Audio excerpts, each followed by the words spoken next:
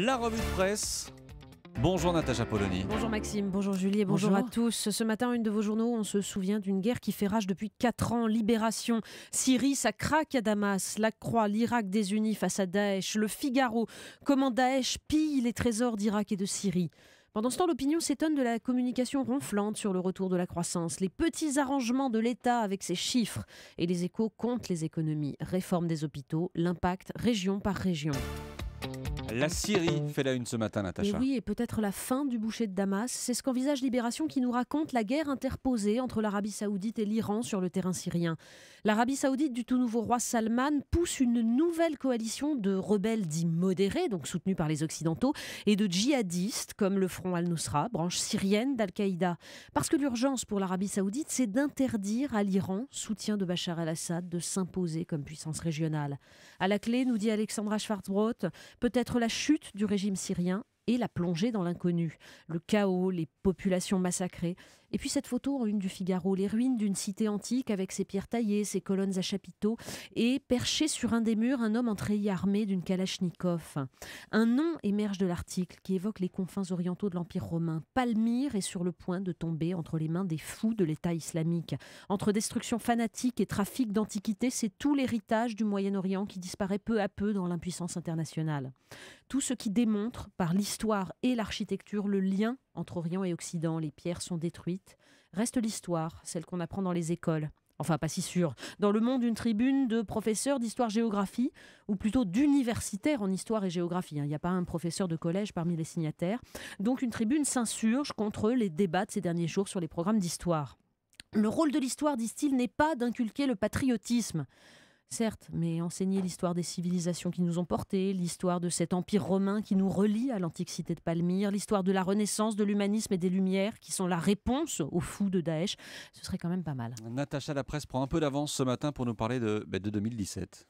Oui, et elle semble vraiment dérisoire, la course à 2017 qui se dessine dans les journaux. Le Parisien nous propose un voyage dans la tête de Marine Le Pen, façon drame psychologique, émancipation du père, trahison, avec en invité le gourou Florian Philippot, et puis surtout le flot des petites phrases anonymes qui écœurent rapidement. Plus intéressant, le portrait de Samuel Maréchal dans Society. Samuel Maréchal, le père de Marion, l'inspirateur de Marine et le premier artisan de la dédiabolisation après avoir fait le coup de poing au FN depuis l'âge de 17 ans. Celui qui a orchestré la communication de l'entre-deux tours de 2002 de Jean-Marie Le Pen avec discours aux 100 grades, causerie au coin du feu, regarde avec délectation la double stratégie qui se met en place. Celle de Marine pour capter les souverainistes et les déçus de la gauche et celle de Marion pour conforter la droite du Sud-Est. Mais la stratégie sera-t-elle payante ? Pas sûr que les Français en veuillent. Marianne publie un sondage montrant que 41% des Français ne veulent d'aucun des 3 candidats qu'on nous annonce pour 2017, François Hollande, Nicolas Sarkozy et Marine Le Pen. D'où la une, dégagez, pourquoi il faut en finir avec la bande des 3 ? Mais comme l'écrit Jean-François Kahn, ils n'en veulent plus, donc ils les auront. Tous, politiques, journalistes, décideurs, ont fatalisé le désastre, écrit-il. Et on ne sait que trop sur quoi peuvent ouvrir autant la coalition des refus que le croisement des désespérances. Il est aussi question ce matin, Natacha, des enfants délinquants sexuels dans la oui, presse. parce que, alors si on est parent, honnêtement, la lecture des journaux ce matin, ça donne le vertige. Pendant que le Figaro revient sur les cas d'agression sexuelle au collège Montaigne par des gamins qui avaient visionné du porno sur leur portable, Libération nous explique qu'au Danemark, justement, un sexologue propose d'utiliser le porno à l'école pour faire des ados des consommateurs critiques et conscients. Oui, le mot consommateur, quand on parle d'éducation, ça sonne bizarrement quand même. Alors, on lira plutôt l'enquête publiée dans Marianne, délinquant sexuel à 12 ans, qui raconte les ravages justement du porno en accès libre sur Internet, l'inconscience des parents et le lent travail des juges et des thérapeutes.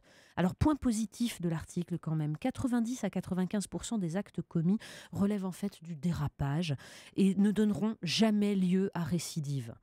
Juste une conséquence de l'alcool, du désœuvrement, de la perte totale des limites. Dans le Parisien, un article nous raconte comment les mêmes jeunes achètent en pharmacie des sirops pour la toux pour se fabriquer des cocktails au programme Défonce et Hallucination. Et puis c'est bien parce que le Parisien donne la recette du cocktail. Oui, vrai. Alors ils se sont dit que on se dit que peut-être ils ont pensé que comme les jeunes ne lisent pas, ça portait pas à conséquence, ça doit être ça. Un clin d'œil ce matin, Natacha. Oui, parce qu'il y a des tuiles qui peuvent arriver dans la vie et il faut savoir réagir. Par exemple, votre ascenseur se casse la figure. Eh bien, dans les pages La vie idéale du magazine Society, on vous donne les règles de survie en cas de dégringolade de l'ascenseur. En premier lieu, dit l'article, profitez du calme offert par les premiers instants de chute pour appréhender l'environnement. Bah, c'est bien, c'est joliment dit. Restez zen. Bon, par exemple, évaluer la hauteur de chute, c'est important. Ensuite, 2 solutions. Sauter au bon moment pour diminuer de 5% l'impact. Ou faut vraiment bien viser mieux, quand même. Voilà, faut viser. Hop.